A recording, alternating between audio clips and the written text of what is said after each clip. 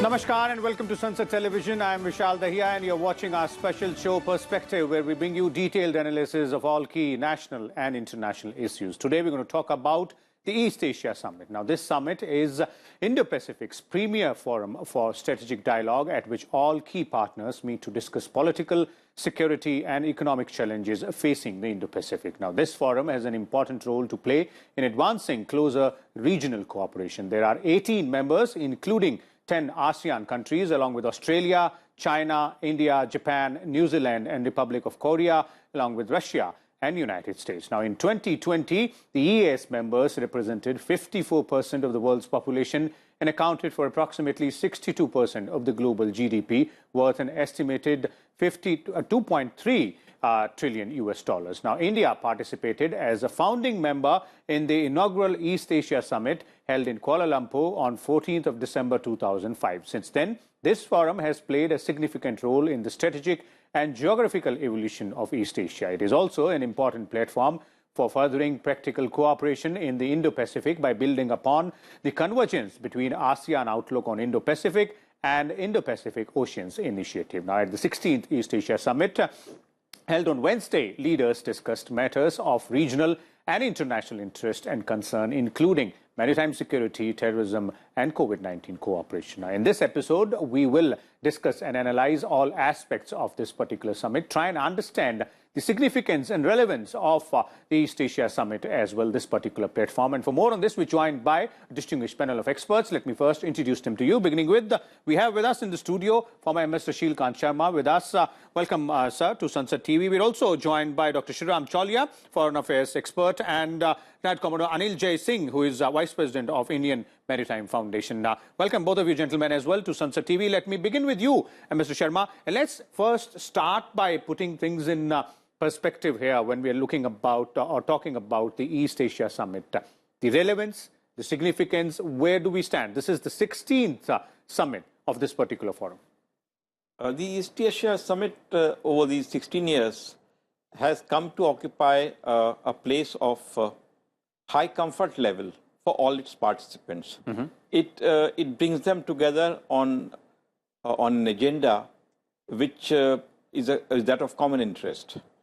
And that agenda, as you mentioned, briefly, appeals to every one of them. And it also, because of the ASEAN centrality, mm-hmm. Has a certain shape. It's like like a nucleus and the planetary system. So the ASEAN summit, which just took place earlier this week, that is the nucleus. And then they reach out to each of these 8 members who come. Okay. So, it's in diplomacy, this is very important because you need high comfort level. You need people at the highest level who feel easy coming there and talking and exchanging views, creating a mechanism for dialogue, mm-hmm. and issuing statements, issuing common points. So this is the process. And this process has been helped by the ASEAN process. Mm-hmm. And the the individual summits that also the members have had with ASEAN. Okay. Okay. And then one important point for this particular summit is that the US, which has been dodging it for mm-hmm. the last few years, now has President Biden coming back to the East Asia Summit and bringing with him a US which is outward oriented, which has a respect for international law. Okay.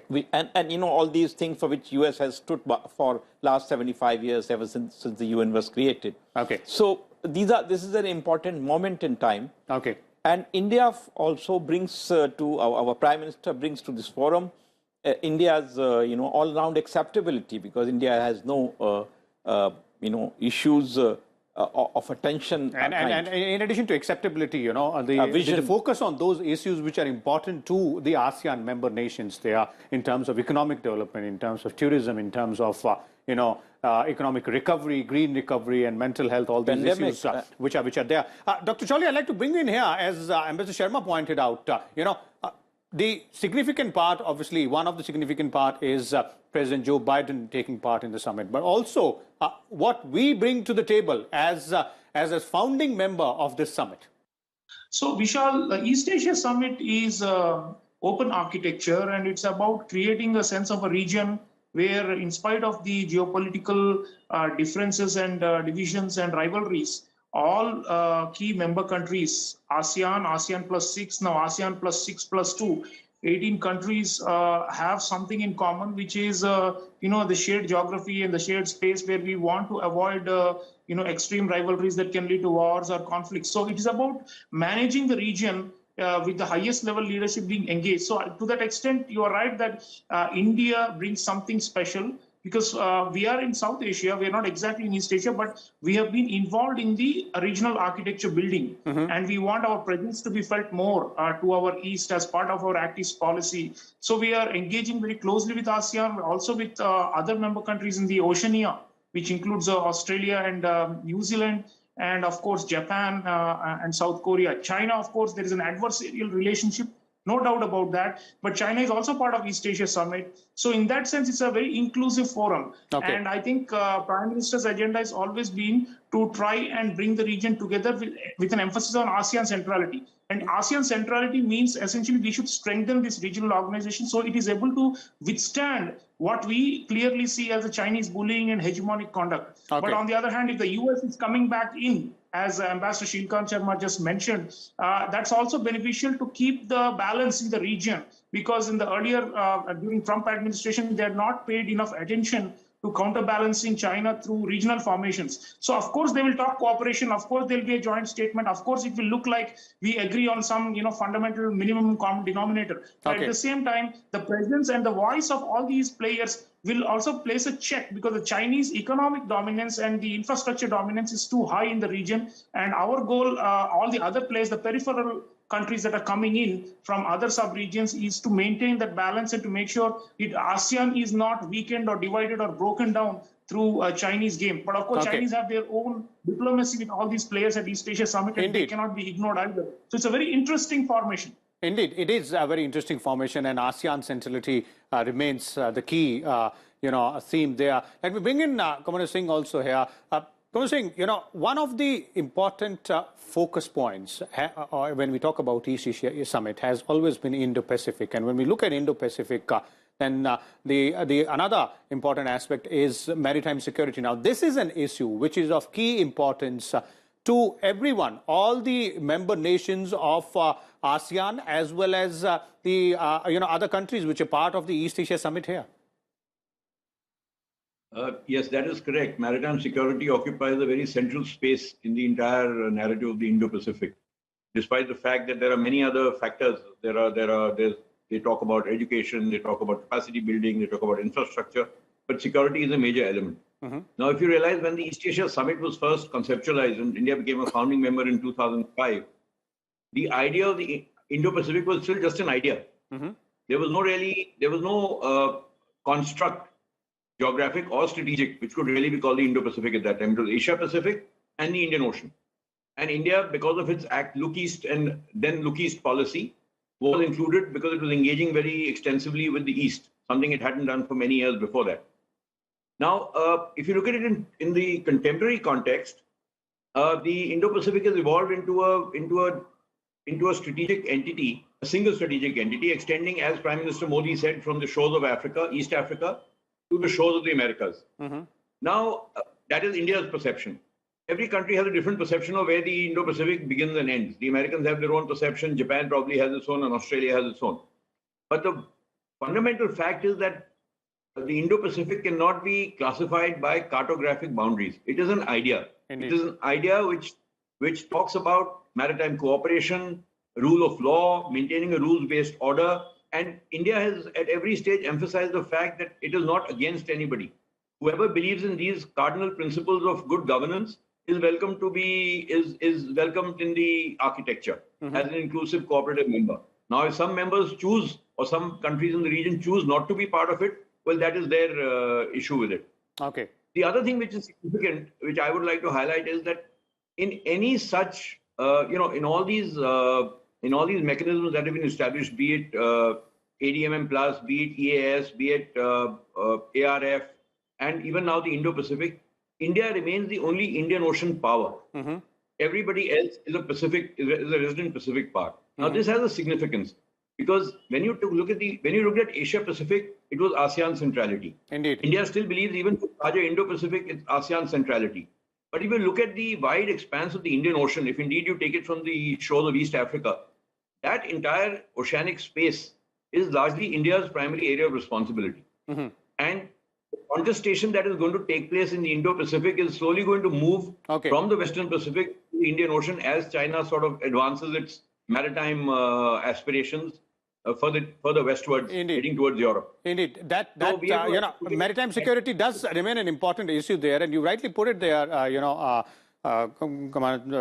Singh, because it's not just about Indo-Pacific, but also India being the largest power when we're looking at the Indian Ocean as well, and those 2 points, and that combined with this concept of Act East policy, India's Act East policy.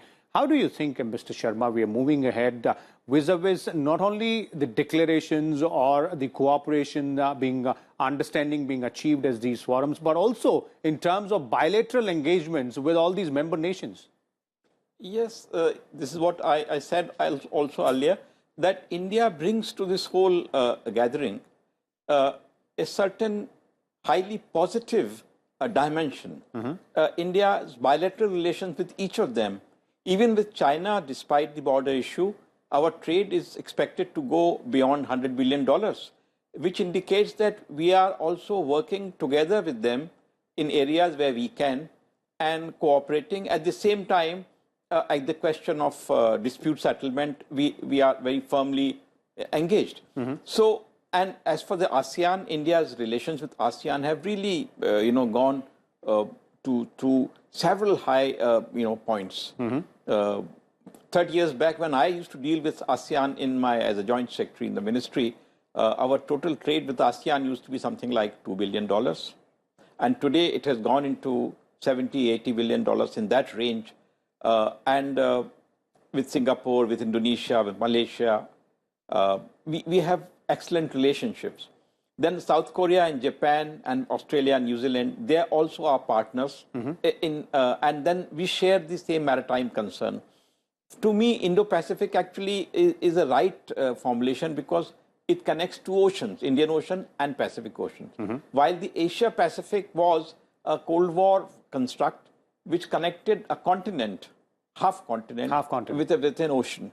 So this is a more logical kind of a connection. And it brings to fore, like the figures you mentioned about the global trade, the GDP, what is the totality of it. And this shifting of the center of gravity of the world from Europe to Asia. This is this Indo-Pacific actually responds to that evolution of history, and the 21st century. And that is where these forums like the East Asia Summit do hold importance, because the leaders of all these nations do get an opportunity to come, sit, have a dialogue there. That brings me to Dr. Cholia. Dr. Cholia, your views there on what has been done and what needs to be done vis-a-vis India's Act East policy, because that forms a very significant pillar of our outreach to this part of the world, and it is really important, not only in economic terms, but also in regional security and strategic terms as well. Yeah, you rightly said there are 2 pillars here. One is the economy and closer economic integration with the region, and the other is the security, where our Navy can play a significant role as a net provider of stability and security in the region for sea lanes of communication. I think on the economic front, like you said, we already have FTA now with ASEAN and with most of the other member countries in the region, except, of course, China, with whom we have a deficit and we can never do an FTA with them. But otherwise, almost all of them, I think Australia and New Zealand are the other ones left out. But pretty much everyone is covered, and our trade is expanding with all of them. And that is a matter of satisfaction. But the region had expected, or many of the East Asia Summit members had expected, that we will also join RCEP, the RCEP. And that we could not due to various reasons and because of the bargaining during the negotiations. So China has positioned itself as a kind of a leader of the regional economic integration engine now. And our absence there has somehow needs to be compensated through other measures. And the fact that our exports are now booming in the post-COVID period, and we are really looking to target more markets is something we should be looking at. On security front, through Quad and also through trilateral and bilateral naval exercises, we are now being more omnipresent in the region on a continuous basis throughout the year.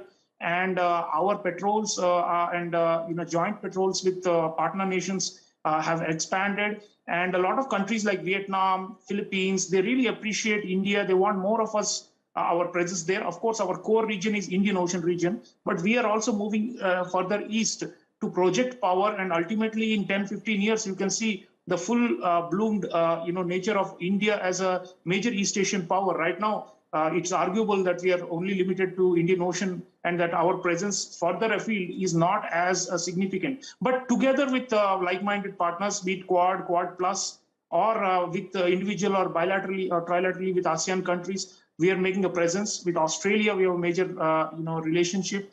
With Japan, Prime Minister Modi has made it a very central plank of our Act East policy. Indeed. So we are hitting all the right notes. It's just a matter that, the perception is that India is out of the economic integration project. Even the US is out because the US quit both the Trans-Pacific Partnership and is not even part of RCEP. So both India and the US need to think how we can integrate closer through other means for connectivity. And already there's a Quad connectivity initiative. There's a vaccine initiative for COVID-19 recovery. There are other means by which I think India can play a constructive role and be a net provider of stability and security in the region, which is our aspiration. Indeed. Commander Singh, when we are looking at the regional security aspect, as Dr. Cholia is pointing out, India emerging as a net provider of the security in the region, that's one part. Second aspect of this is providing humanitarian assistance as well, something which we have shown and established that, yes, we are willing to do and we can do it. India has really become, as Dr. Cholia said, the provider of net security, and that includes a complete gamut of activity. It covers the traditional threat, the non-traditional threat, the transnational threat, the subconventional threat, which includes humanitarian assistance and disaster relief. India has been the foremost provider of this kind of support in the entire Indian Ocean region. You would recall even the tsunami which happened in 2004. While we ourselves were ravaged by the tsunami, our ships had reached neighboring countries faster than anybody else. It took almost 3 days for other navies to fetch up there. And the Indian Navy, by the same afternoon, the tsunami struck in the morning, by the same afternoon, we had dispatched, I think, 15 ships and 21 aircraft to 4 different countries. So India has repeatedly proved its capability in providing this sort of security umbrella to the region. What we need to do now is through initiatives like the Indo-Pacific Oceans Initiative, which the Prime Minister has articulated during the East Asia Summit in 2019.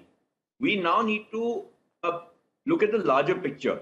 We now need to integrate all these initiatives into one collective whole and take the leadership position there. Now, if we have to take that leadership position there, we have to do a lot of capacity building. Just speaking will not be enough. We have to follow it up with action. And I think there we now need to focus on our maritime, our development not only as a naval power, but as a maritime power. We need to build up our maritime capacities, our maritime capabilities. I think that should be the focus. The government has taken a few initiatives in that regard. Sagar is a tremendous initiative. In fact, all that we're doing in the region comes under the umbrella of Sagar, and we've done some great work in capacity building with our neighboring countries. But we need to go beyond that. Sagar Malla, maritime connectivity, our shipbuilding industry. We need to be the maritime, not the naval power, but the maritime power in the region. And that is where then we'll be able to have a more comprehensive picture and a more comprehensive capability to the region as a whole. So, Ambassador Sharma, would you agree, as Commander Singh is saying, that when we're talking about the role of Indian Navy or the role of India in the Indo-Pacific, in this particular region where all these member nations are, should not be only limited to provider of net security, but also should include maritime connectivity and related aspects as well. And that, as Dr. Cholia also earlier pointed out, should be married well with the economic aspect. Yes, actually, as Prime Minister's, as Prime Minister's office has indicated, the 3 areas of India's focus. Now, economic recovery is actually the immediate problem for this entire region because of the devastation caused by the pandemic. So PM has put his pitch on this, and this is where the maritime dimension is important because that provides smooth traffic, the sea lanes of communications, and so all those things are important. They play in this area. And the second thing is about health. So that is another dimension which is important because all this region, India was first to send these help to our neighbors, when the pandemic struck. In terms of medical equipment, in terms of vaccines as well. Yes. The Vaccine Maitri or Vaccine Diplomacy Program had a lot of reach in these nations. Yes. And we, despite our own problems, we managed to help them. Now, that's where so that has been the pitch in other multilateral fora where PM has spoken, in the UN, elsewhere also, that these are the challenges of today. And Indo-Pacific has to come up to these challenges with cooperation and with synergy. So we have been focusing on this synergy, and India brings enormous synergy, as Colonel Singh mentioned. In the case of maritime dimension, we search and rescue and the kind of help we give, and economic recovery. I think all these areas where we should move forward. But the Chinese fear factor is there because I would like to say that RCEP should not become a Chinese playground. It has to become a really regional cooperation exercise. But at the moment, as it is, there are these fears which others are also have in mind. And that's why the Chinese, the formulation of the whole, the formalization of this whole thing is still taking time.